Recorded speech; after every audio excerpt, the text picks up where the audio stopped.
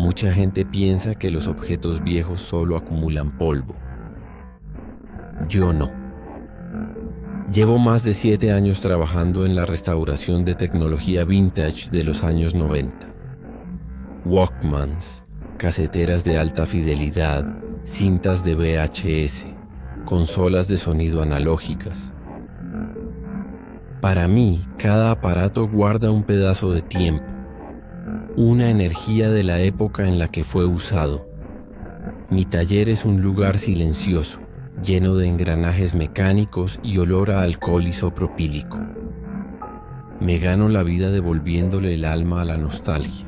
La gente me busca porque restauro lo que otros dan por muerto. He visto de todo. O al menos eso creía hasta que llegó ese día de lluvia a mediados de año. Un cliente habitual, un tipo que se dedica a vaciar casas abandonadas para revender lo que encuentra, entró con una caja de plástico rota. Estaba llena de moho y cables podridos.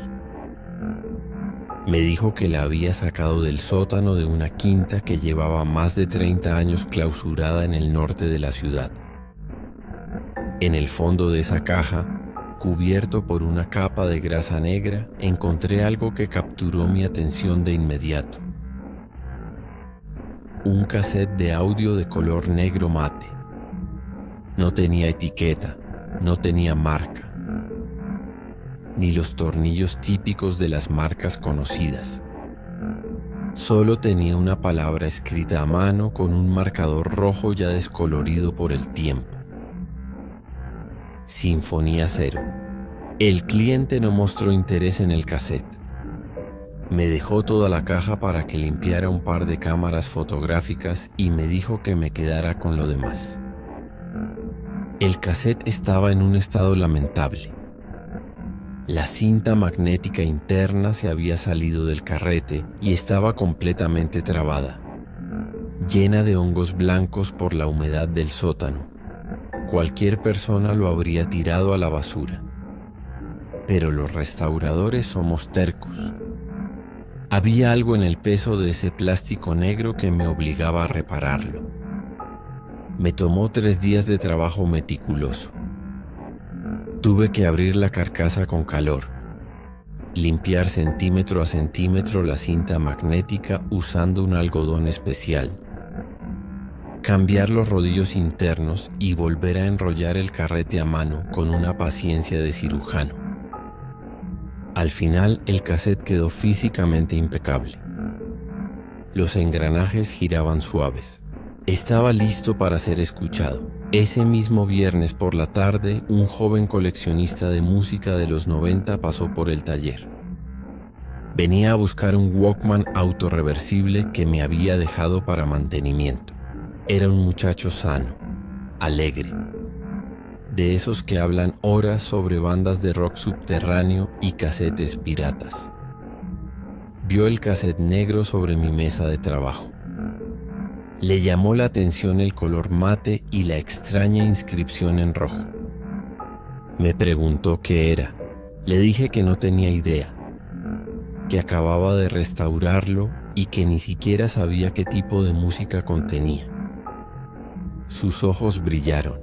Me pidió que se lo prestara el fin de semana para probar su Walkman. No vi ningún problema en ello. Se lo entregué junto con su reproductor y se marchó sonriendo. Esa fue la última vez que lo vi sonreír. Pasaron 2 días. El domingo por la noche, pasada la medianoche, mi teléfono celular comenzó a vibrar. Era él. Cuando respondí, me tomó unos segundos reconocer su voz. No era el joven entusiasta de hace unos días. Su voz temblaba. Respiraba agitado como si hubiera estado corriendo o estallando en llanto. Me dijo: hay algo mal con la canción, hermano. No tiene instrumentos normales. No es rock, no es pop, no es nada de los 90. Son solo zumbidos. Zumbidos y lamentos que se te meten en la cabeza. No puedo hacer que pare. Intenté calmarlo. Le dije que probablemente la cinta se había estropeado o que el magnetismo distorsionaba el audio. Pero él no me escuchaba. Su tono se volvió un susurro aterrador. No es la cinta. Es lo que pasa cuando la apago.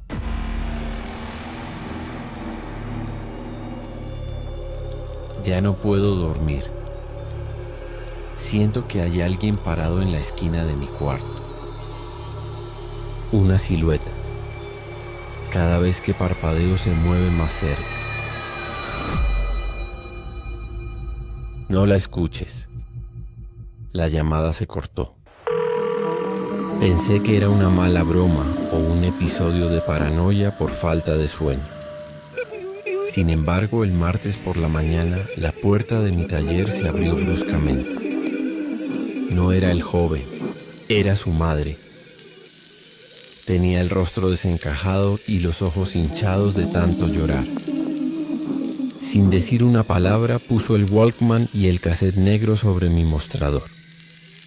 Me miró con una mezcla de rabia y dolor profundo. Me contó que su hijo había tenido un brote psicótico severo esa misma madrugada.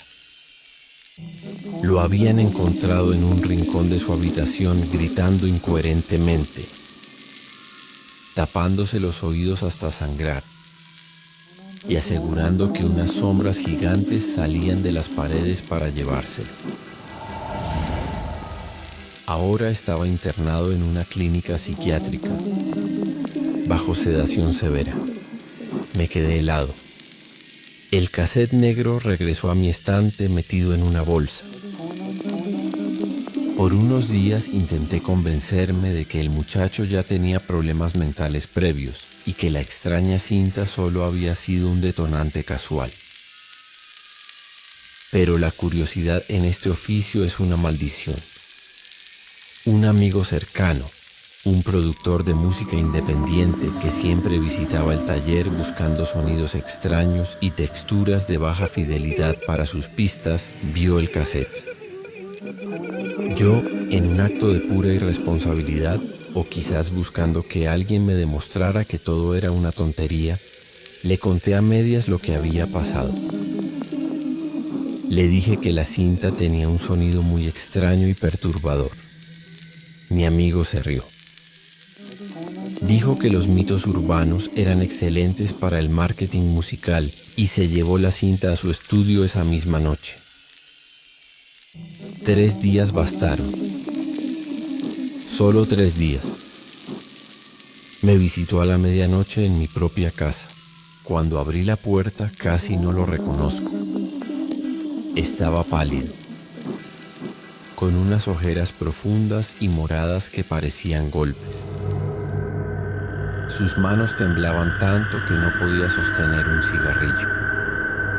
No me saludó.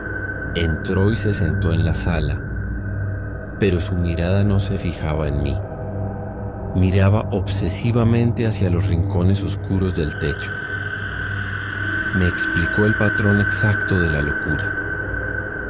Al principio, cuando te pones los audífonos, la mente se te quiebra. No entiendes lo que escuchas, pero una parte de tu cerebro se engancha a esa frecuencia. Luego, el síntoma principal aparece.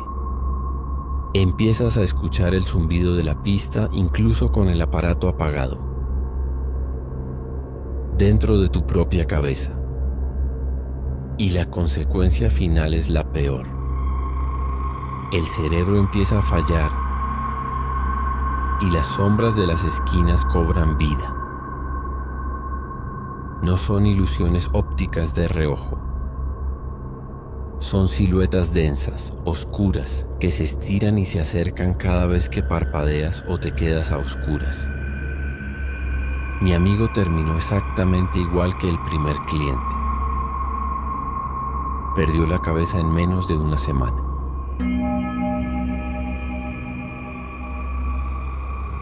Y no fueron los únicos. Durante los siguientes 2 meses, la historia de la cinta maldita se corrió como un virus silencioso entre un pequeño grupo de coleccionistas locales. Vi a 3 personas más caer en la misma locura total tras venir a mi taller a pedirme que les dejara escuchar la cinta. El patrón era una matemática exacta, música extraña, pérdida absoluta de la cordura y siluetas negras acechando en la oscuridad hasta obligarlos a aislarse del mundo. Aterrado por lo que estaba provocando, decidí investigar a fondo la procedencia de esa caja de plástico. No podía dormir sabiendo que ese pedazo de plástico negro destruía vidas. Busqué al vendedor original y logré averiguar la dirección exacta de la casa abandonada de donde había sacado todo. Con unos archivos de periódicos locales y la ayuda de un viejo periodista de la zona, descubrí la verdad de lo que pasó en esa casa a mediados de los años 90. El lugar había pertenecido a un músico ermitaño, un tipo que experimentaba con música electrónica subterránea y sintetizadores analógicos en desuso. Los vecinos recordaban que el hombre se había encerrado durante casi 8 meses en su sótano, sin salir ni siquiera para comprar comida.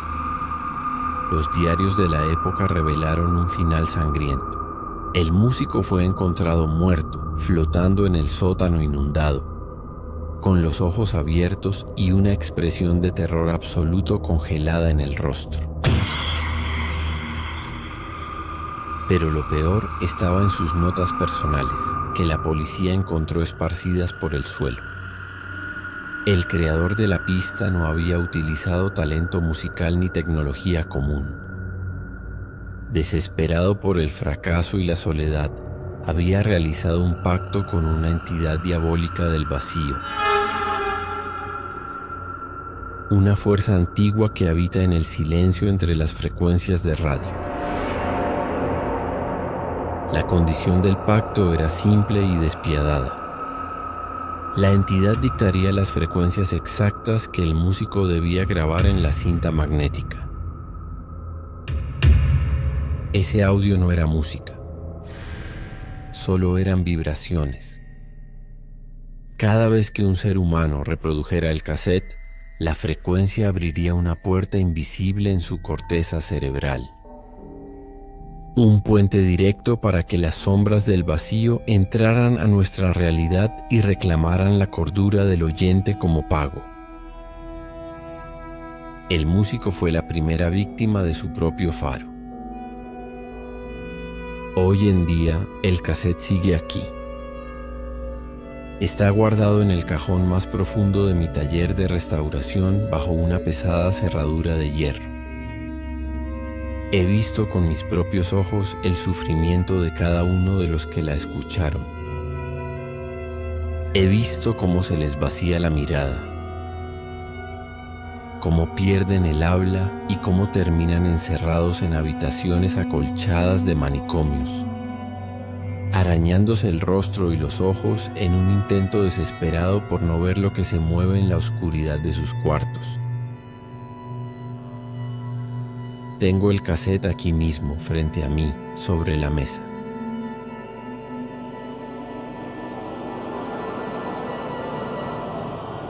Tengo un reproductor de alta fidelidad listo, conectado a unos audífonos profesionales que restauré la semana pasada. Muchas veces en el silencio de la madrugada, cuando el taller se queda completamente solo, he sentido la tentación casi magnética de ponerme los audífonos, apoyar el dedo en el botón de play y presionar hacia abajo. Quiero saber si todo es real. Quiero saber si de verdad existe esa entidad, o si todo ha sido una terrible y macabra cadena de coincidencias y sugestión colectiva. Pero les soy sincero, soy un cobarde. Cada vez que mi dedo roza el plástico del reproductor, recuerdo las miradas vacías de mis amigos y de los clientes que se cruzaron con esa maldición. Nunca he tenido el valor de comprobar si es verdad. Y todas las noches le rezo a lo que sea que esté allá arriba para nunca jamás tener el valor de escucharla. Si te gustó este video y eres amante de las historias de terror, dale like y suscríbete. Eso nos ayudaría mucho. Y recuerda que la mirada oscura no se refiere a lo que vemos, sino lo que nos mira desde la oscuridad.